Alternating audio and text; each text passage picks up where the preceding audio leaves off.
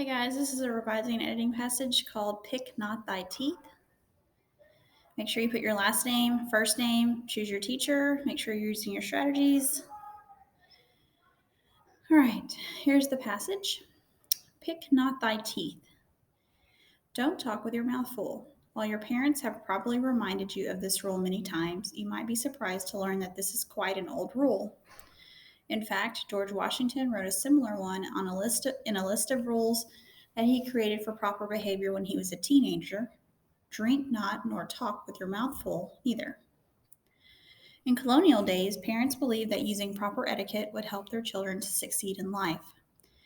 Etiquette is a standard or polite way of behaving or doing things. Etiquette is often related to dining.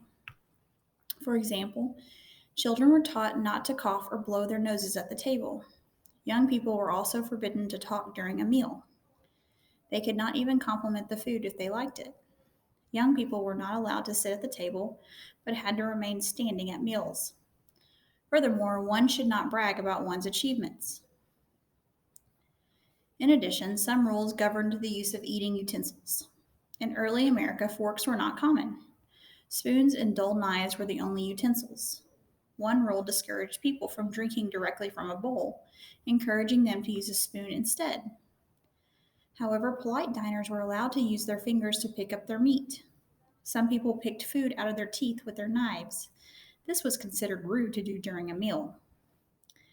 An etiquette rule of the time stated, Pick not thy teeth at the table unless holding up thy napkin before thy mouth with thy other hand. Supposedly, the napkin prevented other diners from seeing the impolite behavior. The first settlers of America was quite concerned with manners. But why are manners important? Perhaps the first rule in George Washington's list provides a good reason. Every action done in company ought to be with some sign of respect for those who are present. Question 1. Which sentence in the second paragraph, which is sentences 4 through 10, should be deleted?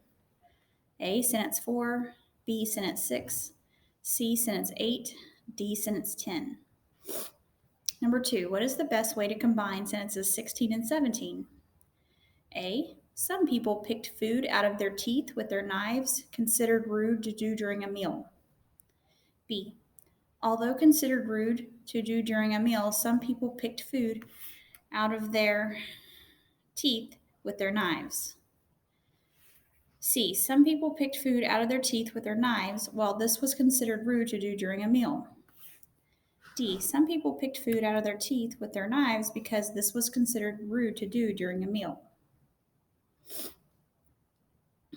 Number 3. What is the correct way to write sentence 5? A. Etiquette, a standard or polite way of behaving or doing things, is often related to dining. B. Etiquette is often related to dining, a standard or polite way of behaving or doing things. C. A standard or polite way of behaving or doing things.